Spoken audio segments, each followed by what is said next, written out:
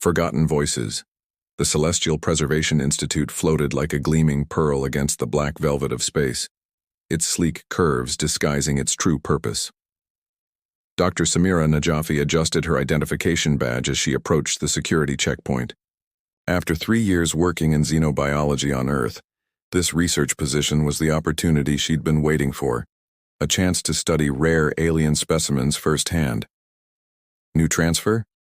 The security officer barely glanced up. Yes. Dr. Samira Najafi, Xenobiology Department. She offered her credentials, trying to hide her excitement. Level 3 clearance. Main laboratory complex is through there. Director Calloway will brief you at 900.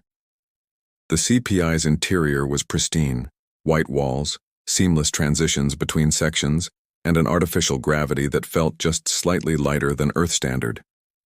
As Samira followed the digital guide, path to her quarters, she observed other researchers moving purposefully through the corridors, their faces betraying nothing of the wonders they studied. Her orientation briefing was efficient, but lacking the enthusiasm she'd expected from fellow scientists. Director Calloway, a thin man with calculating eyes, simply handed her a data tablet. Your primary assignment is cataloging physiological responses in non-sentient specimens. We have strict protocols regarding interaction. Review them thoroughly. Non-sentient? Samira questioned. I was under the impression I'd be studying various intelligence levels. Intelligence and sentience are different matters, Dr. Najafi. We don't house truly sentient beings here. That would violate Galactic Accord regulations.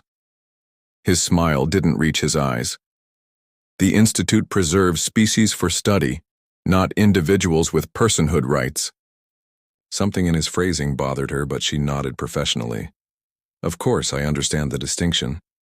2 days later, Samira entered the observation chamber for specimen 42 for the first time. The habitat recreation was impressive, a climate-controlled environment mimicking the atmospheric conditions of Proxima Centauri b, with reddish soil and strange crystalline formations. Behind the transparent barrier sat a being unlike any Samira had studied before.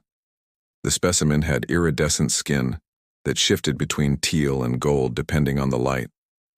Her form was humanoid but more graceful, with elongated limbs and features that seemed to flow rather than end sharply. Her eyes were large, pupilless pools of amber. The Institute had provided her with a simple shift that covered her torso, but left her arms and legs exposed for easy medical access. Specimen 42, Samira, read from her notes. Classified as non-sentient developmental dead end from the Proxima system. Limited vocalization capabilities. No confirmed language structure. Responds to basic stimuli but shows no higher cognitive functions. The being sat motionless, staring at the wall beyond Samira. According to the files, she had been named Thalia by the collection team, not as recognition of personhood, but simply as a cataloging convenience. Hello, Thalia, Samira said softly. Though the protocols explicitly stated conversation was unnecessary, she began recording baseline readings. As she worked, Samira felt the strange sensation of being watched. When she looked up, Thalia's gaze was fixed directly on her. The specimen hadn't moved otherwise, but her eyes, those amber pools, seemed to hold Samira's with impossible intensity.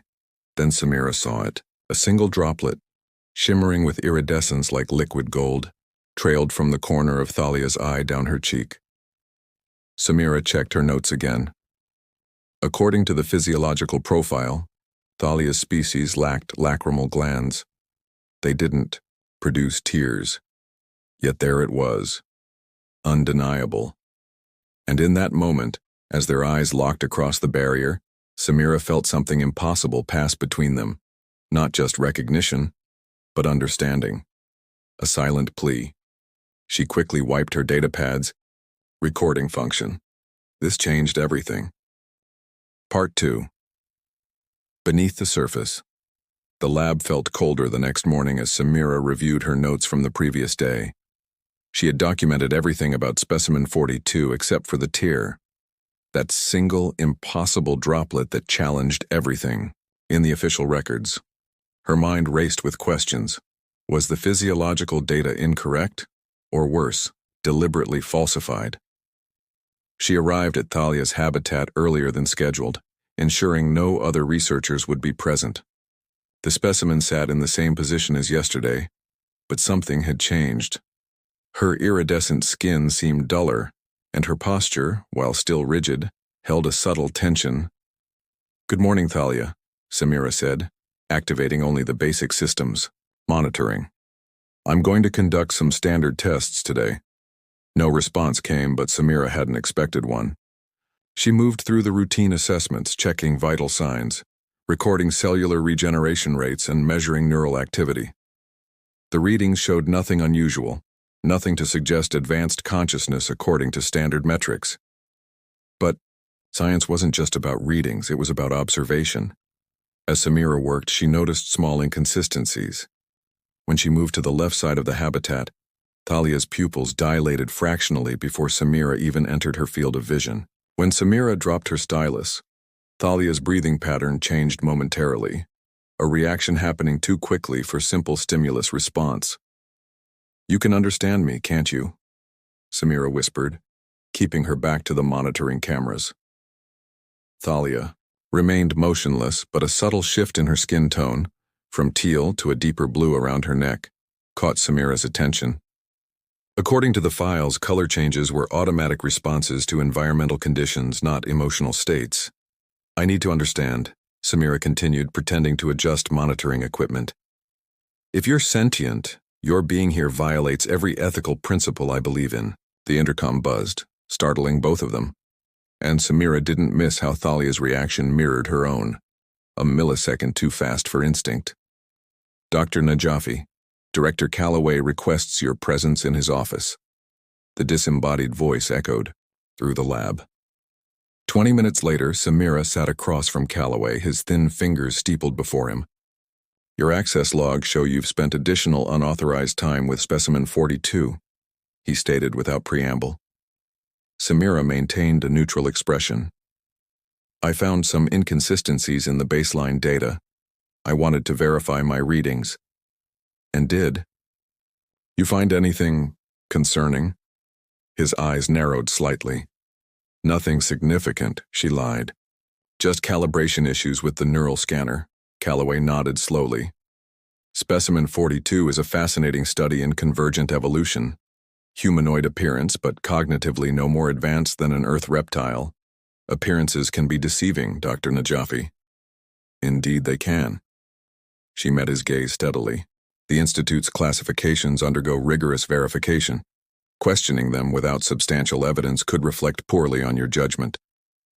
His tone remained pleasant, but the threat was unmistakable. "I understand the protocols, Director. I'm just being thorough."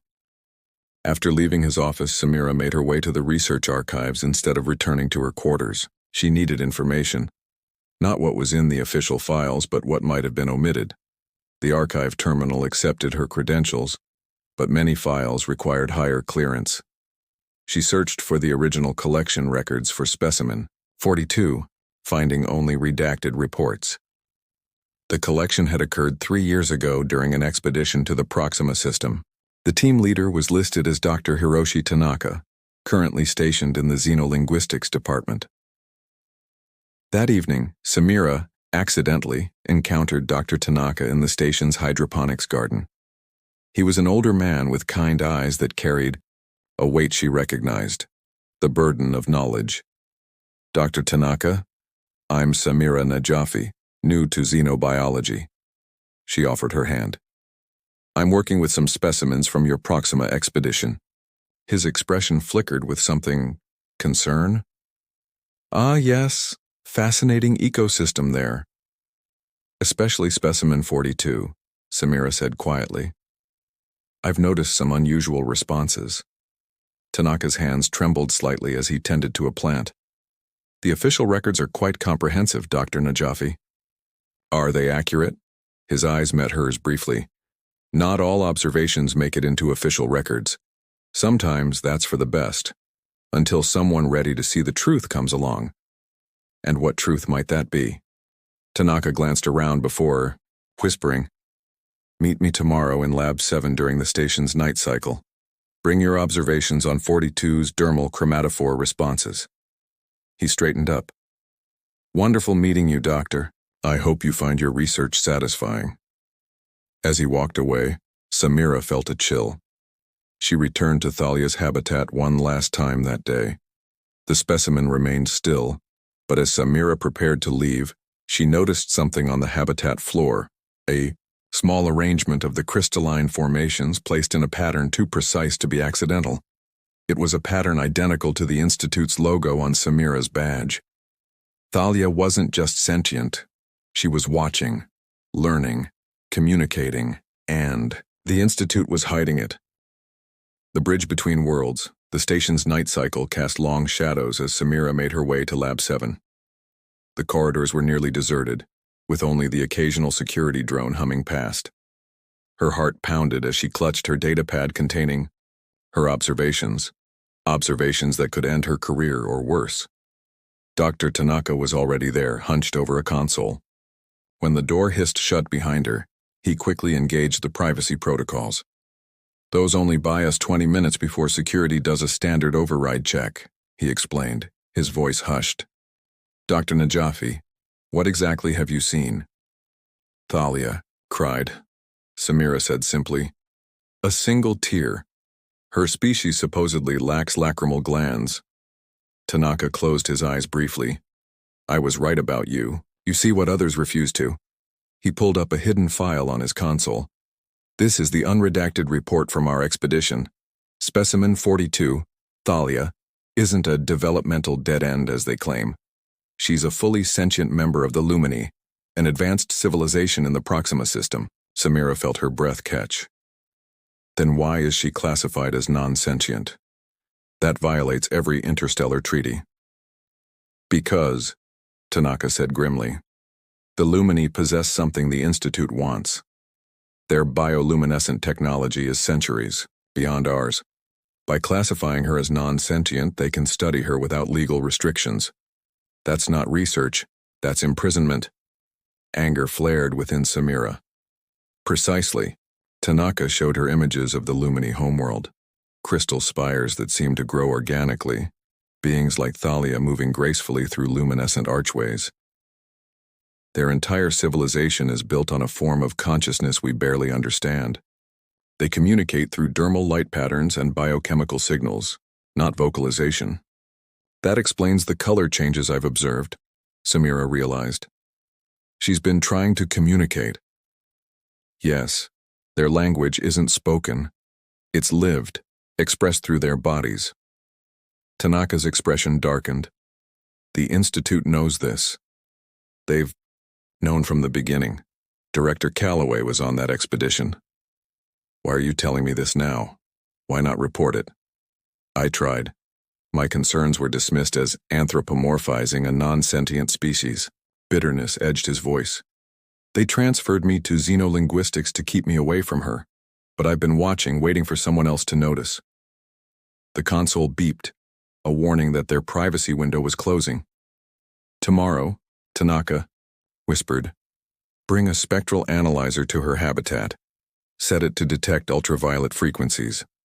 What we perceive as color changes are just a fraction of how she communicates.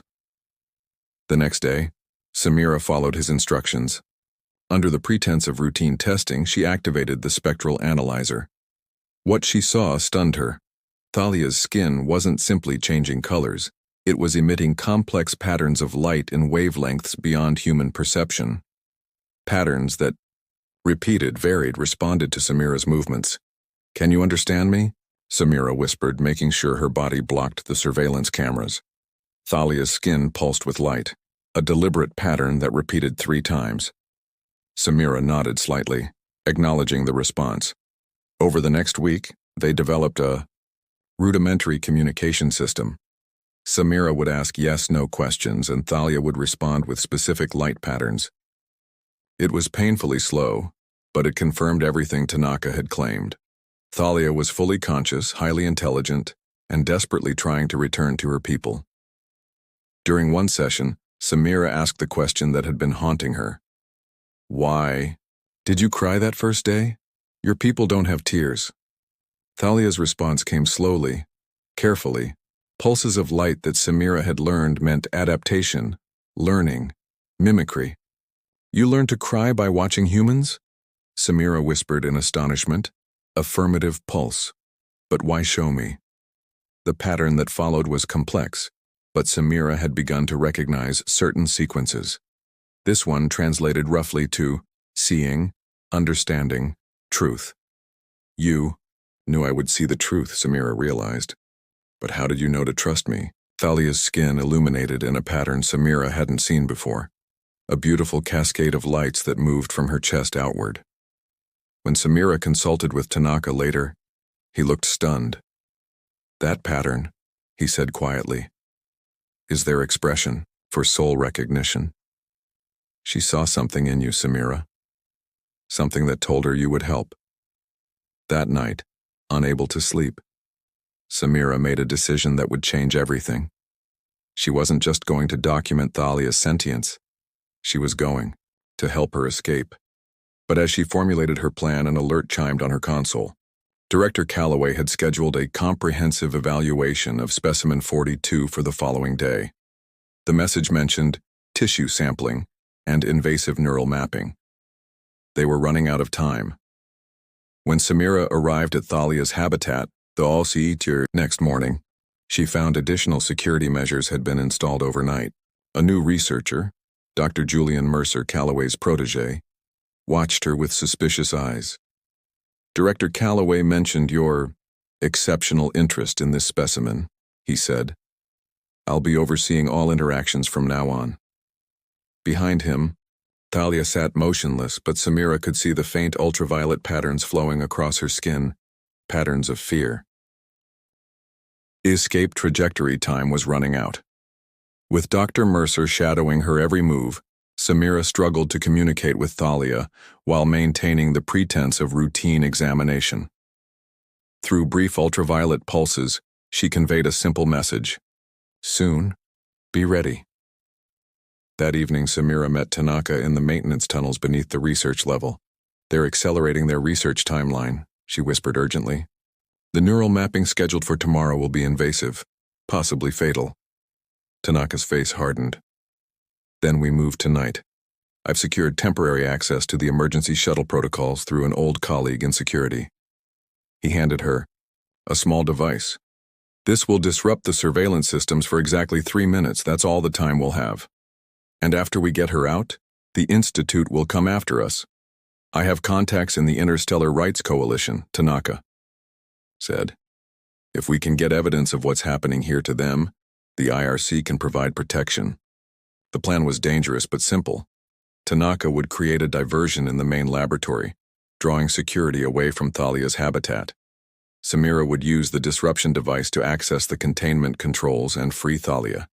They would escort her to Emergency Shuttle Bay 4, where Tanaka had pre-programmed coordinates to a neutral outpost. At 0200 station time, Samira's heart raced as she approached Thalia's habitat. The security panel flashed green as she inserted Tanaka's override code. The barrier between them slid open for the first time. Thalia, she whispered, we need to go now. Up close, the alien's skin shimmered with complex patterns. Gratitude, fear, determination. Thalia stood on trembling legs, unused to walking freely after years of confinement. Samira guided her toward the service corridor. An alarm blared suddenly, not the expected fire alert from Tanaka's diversion, but a security breach notification. They'd been discovered. This way, Samira urged, supporting Thalia as they hurried through the narrow passage. The alien moved with increasing confidence, her body remembering its natural grace. They were halfway to the shuttle bay when they encountered Dr. Mercer, his face contorted with anger. I knew you couldn't be trusted, he spat. Do you have any idea what you're doing, what she's worth to science? She's not a specimen, Samira replied, positioning herself between Mercer and Thalia. She's a person. As Mercer reached for his communication device, Thalia's skin erupted in brilliant light, a blinding flash that sent him staggering backward. Samira seized the opportunity, pulling Thalia toward the shuttle bay where Tanaka waited, his face bloodied from his encounter with security. "Hurry," he gasped. "The shuttle's ready." As they sealed themselves inside the small craft, Samira glimpsed Director Calloway arriving with a security team. His eyes met hers through the viewport, cold with fury and something else. Fear. The shuttle disengaged, accelerating away from the station. As the stars streaked past, Thalia placed her hand against the viewport, her skin illuminating with the most complex patterns Samira had yet seen, a message that needed no translation. Freedom. Hope. Connection. Beyond the stars 3 months after their escape, Samira stood on the observation deck of the IRC sanctuary ship Horizon, watching distant stars shimmer against the void. The Interstellar Rights Coalition had granted them asylum after reviewing their evidence against the Celestial Preservation Institute. Investigations were underway, with several research stations now under scrutiny. "The council is ready," Dr. Tanaka said, approaching from behind. The months as fugitives had aged him, silver now prominent in his dark hair, but his eyes carried a peace that hadn't been there before. In the circular chamber, representatives from 12 species gathered around a luminescent table. At its center stood Thalia, her iridescent skin glowing with intricate patterns that the translation system struggled to fully capture. "My people believed themselves alone in understanding the language of light." Her translated words flowed through the chamber. "We hid our true nature from humans, fearing exploitation. In doing so, we prevented the very understanding that might have protected us." Samira listened as Thalia described her captivity and the awakening that came when she recognized something in Samira, what the Lumini called the resonance, a capacity for empathy that transcended species. "The tear I showed Dr. Najafi was not just mimicry," Thalia explained. "It was transformation. In studying humans, I learned to express emotion in ways my people never needed. In our shared journey, I became something new, neither fully Lumini nor human, but a bridge between worlds." The coalition representatives voted unanimously to establish formal diplomatic relations with the Lumini, with Thalia serving as the first ambassador.